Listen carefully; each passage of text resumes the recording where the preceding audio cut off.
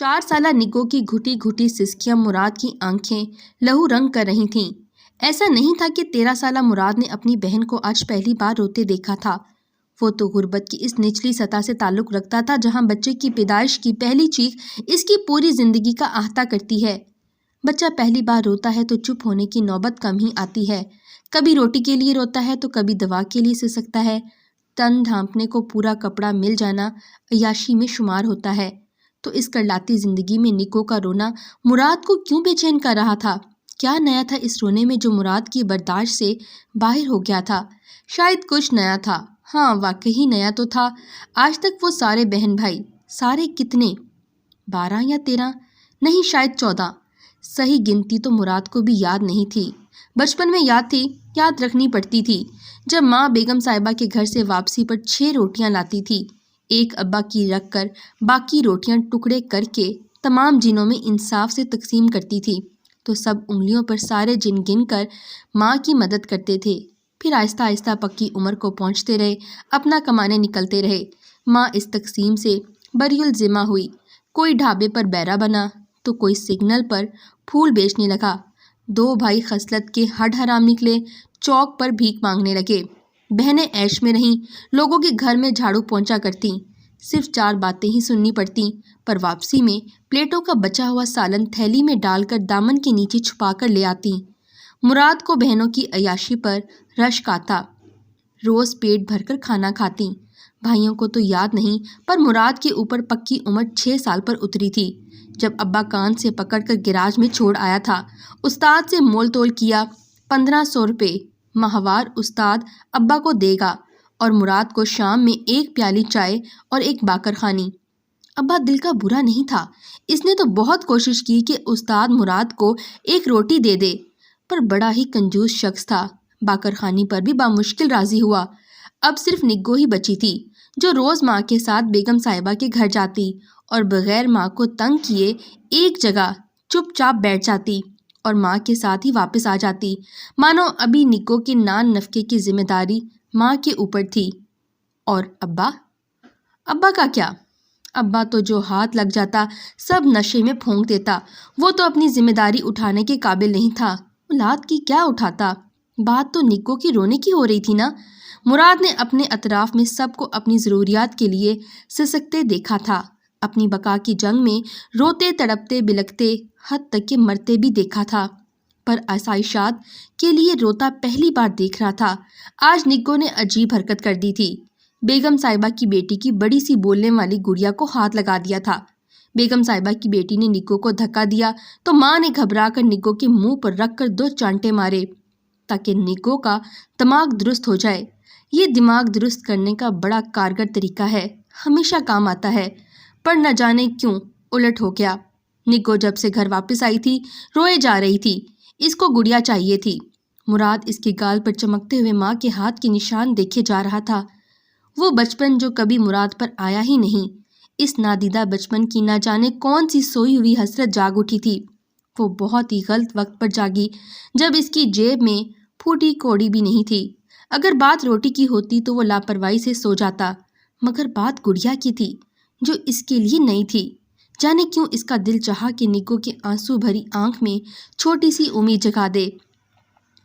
ابھی مراد کی عمر کم تھی تو شاید بے حسی بھی کم تھی، ورنہ اتنا حساس رہنا ان کے لیے کہاں مفید رہتا ہے۔ اس نے نگو سے گڑیا لانے کا وعدہ کر لیا، کچھ سوچے سمجھے بغیر۔ سچا والا وعدہ، اللہ کا پکا والا وعدہ۔ گیراج کا مالک بہت ہی ظالم تھا، کام کی ذرا سی کوتاہی پر چمڑی ادھیڑ کر رکھ دیتا۔ مراد کو استاد سے کوئی پیسہ ملنے کی کوئی امید نہیں تھی، کیونکہ مہینے کی پہلی کو ابا آ کر اس کی تنخواہ لے جاتا اور مالک اتنا کنجوس تھا کہ مراد کو اضافی دھیلا بھی نہ دیتا۔ مراد کو پیسے کسی اور جگہ سے کمانے تھے، بھیک مانگتے ہوئے شرم آ رہی تھی۔ ابھی چھوٹا تھا نا، بڑا ہو جاتا تو شاید حوصلہ کھل جاتا۔ صبح سے کام کے دوران بس دماغ گڑیا پر ہی اٹکا تھا۔ ظہر کی اذان کی آواز سنی تو کچھ سوچ کر آنکھیں چمکی۔ استاد، نماز کے لیے جاؤں؟ استاد کے پاس جا کر سوال کیا تو اس نے حیرت سے اس کو دیکھا۔ کیا نیا نیا مسلمان ہو کر آیا ہے؟ آج سے پہلے تو کبھی نماز نہیں پڑھی۔ وہ جی، ماں بیمار ہے نا، دوا کے پیسے نہیں ہیں، تو ماں نے وعدہ لیا ہے ساری نمازیں پڑھو گے اور اماں ابا اور استاد کے لیے دعا کرو گے۔ اچھا جا، مگر 15 منٹ میں واپس آ جائیو۔ اچھا استاد جی۔ وہ بہانے کی کامیابی پر خوشی خوشی بھاگا۔ پیچھے گلی میں بلڈنگ بن رہی تھی، کافی مزدور کام کر رہے تھے۔ وہ ٹھیکیدار کے پاس گیا۔ صاحب، میں یہ اینٹیں اوپر پہنچا دوں تو مجھے پیسے دو گے؟ تم سے نہیں اٹھیں گی، ٹھیکیدار نے نظر انداز کیا۔ اٹھ جائیں گی صاحب، مراد نے بڑی آس سے دیکھا۔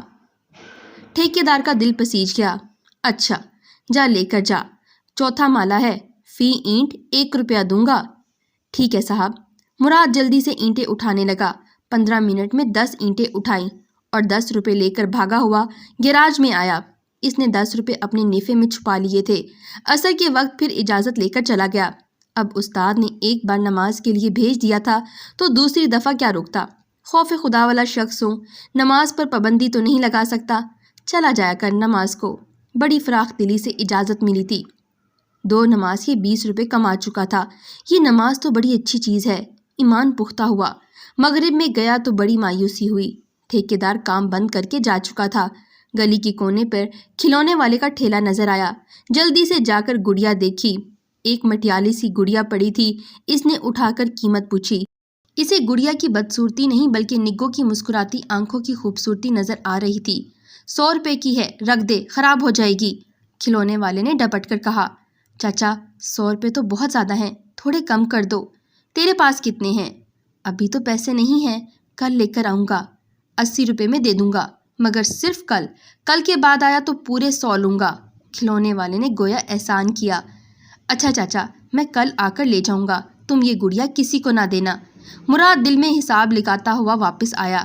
ابھی 20 روپے ہیں، کل 2 نمازوں کے 20 اور مل جائیں گے، باقی 40 کہاں سے لاؤں گا؟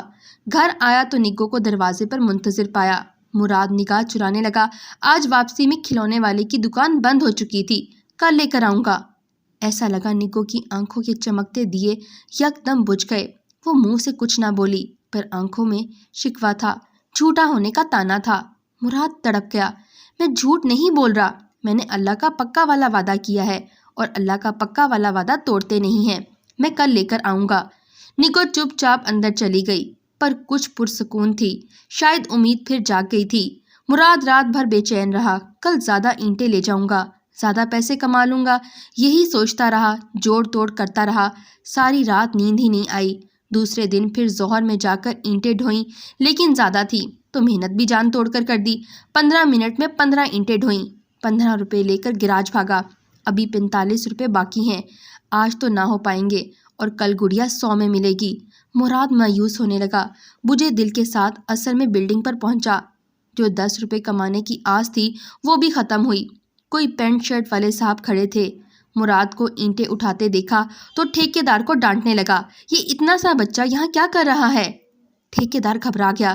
جی 2-4 اینٹیں اٹھاتا ہے، اس کے پیسے لے جاتا ہے، کوئی ضرورت نہیں ہے اتنے سے بچے سے کام کرانے کی۔ پینٹ شرٹ والے صاحب کے چہرے پر ناگواری دیکھ کر ٹھیکیدار نے مراد کو جانے کا اشارہ دیا۔ وہ مایوسی سے پلٹ گیا۔ اس کی آنکھوں میں آنسو تھے، نظروں کے سامنے نگوں کا بجھتا ہوا چہرہ تھا۔ کوئی معجزہ ہی ہو جائے۔ کیا اب بھی معجزے ہوتے ہیں؟ ہاں ہوتے ہیں، کبھی کبھی ہو ہی جاتے ہیں۔ اے لڑکے سنو، ادھر آؤ، پینٹ شرٹ والے صاحب نے آواز لگائی۔ مراد یکدم پلٹا۔ یہ لو چیز کھا لینا۔ صاحب نے جیب سے 50 کا نوٹ نکال کر اس کی طرف بڑھایا۔ مراد بے یقین رہ گیا، سمجھو لمحہ بھر کو مرگ کی کیفیت طاری ہو گئی۔ دل پوری رفتار سے سرپٹ بھاگا۔ اس نے نوٹ جھپٹ کر نیفے میں چھپا لیے۔ 85 روپے، پورے 85 روپے ہو چکے تھے اس کے پاس۔ وہ خود کو بہت امیر محسوس کر رہا تھا۔ اب اس کا کام میں دل نہیں لگ رہا تھا۔ جلدی سے چھٹی ہو تو گڑیا لے کر گھر جاؤں، پر کیا خبر، چھٹی کے وقت تک تو کھلونے والا چلا جائے گا۔ مغرب میں جا کر خرید لوں گا، تھوڑی دیر کی بات ہوگی، قمیض کے نیچے چھپا لوں گا۔ تانے بانے بن رہا تھا کہ کمر پر استاد کی لات پڑی۔ دھیان کدھر ہے تیرا؟ کل سے دیکھ رہا ہوں توجہ سے کام نہیں کر رہا، جانے کیا سوچتا رہتا ہے؟ حرام کا پیسہ نہیں ہے جو مفت میں اٹھا کے تیرے باپ کو پکڑا دوں گا، کام کر۔ جی استاد۔ مراد نہیں چاہتا تھا کہ استاد خفا ہو جائے اور مغرب میں نہ جانے دے۔ وہ جلدی جلدی سے ہاتھ چلانے لگا۔ شکر مغرب کے وقت کھلونے والا چاچا کھڑا تھا اور وعدے کے مطابق گڑیا بھی بیچی نہیں تھی۔ اس نے بہت پیار سے گڑیا کو ہاتھ میں لیا۔ یہ پلاسٹک کی چھوٹی سی بدصورت سی گڑیا نہیں تھی، اس کی کل کائنات تھی، اس کی نگوں کی ہنسی تھی، یہ وہ امید تھی جو 2 دن سے اس کی بہن کی آنکھوں میں جگمگا رہی تھی۔ اس نے جلدی سے چاچا کو پیسے دیے اور گڑیا کو قمیض کے نیچے بغل میں داغ لیا۔ 5 روپے بچ گئے تھے۔ وہ آج نگوں کو بہت خوش دیکھنا چاہتا تھا۔ اس نے 5 روپے کی رنگ برنگی کھانے والی میٹھی گولیاں لے لیں اور گڑیا کے ساتھ ہی چھپا لیں اور بھاگ کر گیراج پہنچا۔ اب وہ جلدی جلدی کام کر رہا تھا۔ جانے آج دن اتنا لمبا کیوں ہو گیا تھا؟ چھٹی کا وقت ہی نہیں ہو رہا تھا۔ چل مرادے، اوزار سارے ڈبے میں بند کر کے تالا مار۔ استاد نے گلے سے پیسے نکال کر اپنی جیب میں منتقل کیے۔ استاد اپنے گلے کا بہت خیال رکھتا، گلے کی چابی کو ہمیشہ اپنی جیب میں سنبھال کر رکھتا، پائی پائی گنتا، 1 روپے کا حساب بھی گڑبڑ ہو جانے پر پاگل ہو جاتا۔ پر استاد جیسا بھی تھا، مراد کو کیا؟ اس نے تو چھٹی ہونے پر شکر پڑا، اٹھ کر جلدی جلدی اوزار سمیٹ کر ڈبے میں رکھنے لگا۔ بے خیالی میں گڑیا کو قمیض کے اوپر سے صحیح کرا اور یہ مراد کی بدقسمتی تھی کہ استاد کی نظر پڑ گئی۔ اوئے، کیا چھپا رہا ہے؟ مراد کو گدی سے پکڑا۔ کچھ نہیں استاد۔ مراد کا دل خوف سے تیز تیز دھڑکنے لگا۔ جھوٹ بکتا ہے، دکھا مجھے، دکھا۔ استاد نے زبردستی اس کی قمیض سے گڑیا اور گولیاں نکال لیں۔ بغیرت، تو نے میرے گلے سے پیسے چوری کیے؟ استاد نے مراد کو زمین پر پٹخ دیا۔ نہیں، میں نے چوری نہیں کیے، میں نے اپنے پیسوں کی خریدی ہے۔ مراد گڑیا کو جھپٹنے کے لیے اٹھا تو استاد نے ہاتھ اونچا کر کے گڑیا سامنے سڑک پر پھینک دی۔ نہیں! مراد کے منہ سے دل خراش چیخ نکلی۔ وہ گڑیا اٹھانے باہر کی طرف بھاگا، پر اس کے پہنچنے سے پہلے ہی گڑیا پر سزوکی گزر چکی تھی۔ اب سڑک پر کوئی گڑیا، کوئی ٹافی نہیں تھی، صرف کچھ مٹیالہ، کچھ رنگ برنگا رنگ تھا جو تارکول کی سڑک کا ہی حصہ لگ رہا تھا۔ مراد یکدم جامد ہو گیا۔ صدمہ اتنا شدید تھا کہ لگا جسم مفلوج ہو گیا۔ ابھی صحیح سے ماتم بھی نہ کر پایا تھا کہ استاد نے گدی سے پکڑ کر اندر کھینچ لیا اور تھپڑوں لاتوں کی زد میں رکھ لیا۔ منہ سے جو آیا وہ بولتا رہا، پر مراد کوئی مذمت نہیں کر رہا تھا۔ اسے کچھ سنائی، کچھ دکھائی نہیں دے رہا تھا۔ آنکھوں میں پچکی ہوئی نگو تھی۔ نہیں، گڑیا تھی، نہیں شاید نگو ہی تھی۔ دل کا درد اتنا شدید تھا کہ جسم کا درد محسوس ہی نہیں ہو رہا تھا۔ جب استاد مار مار کر تھک گیا تو اس کو گیراج سے باہر پٹک کر گیراج کو تالا لگا کر بکتا جھکتا چلا گیا۔ 85 روپے ہی تو تھے، اب کیا 85 روپے کے لیے بچے کی جان لے لیتا؟ کتنی ہی دیر مراد سڑک پر پڑا رہا، مگر کب تک؟ ایسے ہی پڑا رہتا تو رات کے کسی پہر کوئی گاڑی اسے بھی گڑیا کی طرح روند کر چلی جاتی اور سڑک پر صرف رنگ رہ جاتا، کچھ مٹیالہ اور کچھ لال رنگ اور کچھ رنگ برنگا۔ خود کو گھسیٹتے ہوئے گھر پہنچا تو نگو انتظار میں کھڑی تھی۔ وہ سیدھا سا پردہ تھامے، مراد نے اس کی طرف دیکھا ہی نہیں۔ نہ دیکھتا، نہ نظر چڑانے کی جدوجہد کرنی پڑتی۔ اندر داخل ہوا تو نگو نے پیچھے سے اس کا دامن تھام لیا۔ مراد کو لگا جیسے کسی نے کھولتا پانی ڈال دیا ہو۔ پلٹ کے نگو کے منہ پر 2 چانٹے لگائے۔ نگو کا چہرہ تاریک ہو گیا۔ ایک پل میں کیا کیا نہ ٹوٹ گیا تھا، آس، امید، وعدہ۔ آنکھ میں آنسو بھی جامد ہو گئے۔ وہ چپ چاپ اندر بڑھ گئی، گویا دماغ درست ہو گیا۔ کہا تھا نا، یہ دماغ درست کرنے کا بہترین طریقہ ہے۔ اس ایک کمرے کے بوسیدہ سے گھر میں سکون تو پہلے کبھی نہیں تھا، مگر آج تو زیادہ ہی ہاہاکار مچی تھی۔ آج چوک سے کوئی بڑے صاحب گزرنے تھے تو سڑک سے سارے فقیر بھگا دیے گئے۔ شجو کی دہاڑی نہیں لگی تھی، روٹی بھی نہ ملی تھی تو وہ بہت غصے میں تھا اور سارا غصہ گنتی کے 4 برتنوں پر نکال رہا تھا۔ اماں، ابا، بھائی سب ایک ایک ساتھ چلا رہے تھے۔ مراد کونے میں منہ پر ہاتھ رکھ کر لیٹ گیا۔ جوڑ جوڑ میں درد تھا۔ استاد کا ہاتھ بہت بھاری تھا اور لات تو اس سے بھی زیادہ۔ آخر تو ایک ہی دفعہ زہر کھا کر مر کیوں نہیں جاتا؟ ماں شجو پر چلائی، کھا لوں گا زہر، لا پیسے دے زہر کے۔ شجو بد لحاظی سے ماں پر دھڑا، پیسے نہیں ہیں پر زہر ہے، یہ تپائی پر پڑا ہے، بیگم صاحبہ نے چوہے مار دوا منگوائی تھی بڑی دکان سے، بچ گئی تو مجھے دے دی، بولا سیب پر لگا کر رکھ دینا، سارے چوہے مر جائیں گے۔ ان بڑے لوگوں کو کیا پتا، یہ چوہے ہمیں تنگ نہیں کرتے، صرف پیٹ کے چوہے ستاتے ہیں، اور اگر سیب کھانے کی اوقات ہوتی تو یہ چوہے بھی نہ رہتے۔ شجو ماں کے وویلے کو نظر انداز کرتا خستہ سا دروازہ پٹک کر نکل گیا۔ اسے آج گھر سے زہر کے علاوہ کچھ ملنے کی امید نہیں تھی۔ اسے باہر جا کر ہی کچھ جگاڑ کرنی تھی۔ صبح مراد کو ماں نے قدرے پیار سے اٹھایا، ساری رات کرا رہا تھا، استاد نے آج زیادہ مار دیا کیا؟ مراد کچھ نہ بولا، بہت ہمت کر کے اٹھا، لے یہ ناشتہ کر لے، بڑی مشکل سے تیرے باپ سے بچایا ہے۔ ایک لاغر سا پاپا اور کالی کلوٹی آدھی پیالی چائے ماں نے مراد کے آگے رکھی۔ جلدی سے کھا کر چلا جا کام پر، چھٹی نہ کریو ورنہ تیرا ابا کھال ادھیڑ دے گا۔ مراد کو بھی پتا تھا کہ وہ کتنا ہی بیمار ہو پر ابا چھٹی نہیں کرنے دیتا۔ استاد چھٹی کے پیسے کاٹتا تھا اور ابا کو یہ منظور نہیں تھا اور اس میں مزید مار کھانے کی ہمت نہیں تھی۔ مراد نے ناشتے کی طرف نظر بھی نہ ڈالی اور سیدھا اٹھ کر باہر نکل گیا۔ مراد تو روز ہی جاتا تھا مگر آج اماں کو اس کے جانے پر کچھ کمی محسوس ہوئی۔ کیا تھی وہ کمی؟ کیا سچ مچ مراد کے جانے سے کوئی کمی ہوئی تھی؟ اماں کو سمجھ نہ آیا، وہ سر جھٹک کر اٹھ گئی۔ اماں کو سمجھ نہیں آیا تھا مگر کمرے میں کرلاتی ہوئی وحشت اور گھٹن کو سب سمجھ آ گیا تھا۔ اب تپائی بالکل خالی تھی۔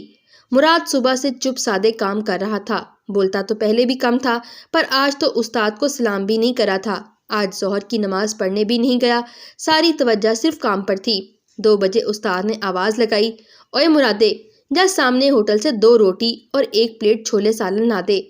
گن کر پیسے مراد کو پکڑائے، وہ پیسے لے کر چلا گیا اور 5 منٹ میں ہی کھانا لا کر استاد کو دیا، پھر اپنے کام میں مگن ہو گیا۔ آج کوئی خیال نہیں آ رہا تھا، توجہ نہیں بھٹک رہی تھی، بالکل بھی نہیں، اس وقت بھی نہیں جب پیچھے سے استاد کے حلق سے کرلانے کی آواز آنے لگی۔ کچھ خرخرانے کی آواز بدستور بڑھ ہی رہی تھی، جیسے بکرا ذبح ہو رہا ہو۔ مراد نے پلٹ کر نہیں دیکھا، بالکل بھی نہیں، کہ کیسے استاد کا چہرہ لال ہوا، پھر نیلا، سیاہی مائل اور آخر میں ایک دم کالا سیاہ۔ اس کے منہ سے جھاگ نکل کر زمین میں جذب ہو رہا تھا، اس کا جسم پھڑ پھڑا رہا تھا اور یوں تڑپتے پھڑکتے نہ جانے کتنا وقت بیتا، پھر سکون ہو گیا۔ سکون یا سکوت؟ موت کا سناٹا۔ مراد آرام سے کام مکمل کر کے اٹھا، اطمینان سے ہاتھ صاف کیے، پلٹا، استاد کے پاس آیا، جھک کر اس کی جیب سے غلے کی چابی نکالی، احتیاط سے غلے کو کھولا، پورا غلہ پیسوں سے بھرا ہوا تھا، لال نیلے ہرے بے شمار نوٹ۔ اس نے پوری ایمانداری سے 85 روپے گن کر نکالے، غلہ بند کیا اور باہر کی طرف بڑھ گیا۔ اس کو معلوم تھا اللہ کا وعدہ توڑتے نہیں ہیں۔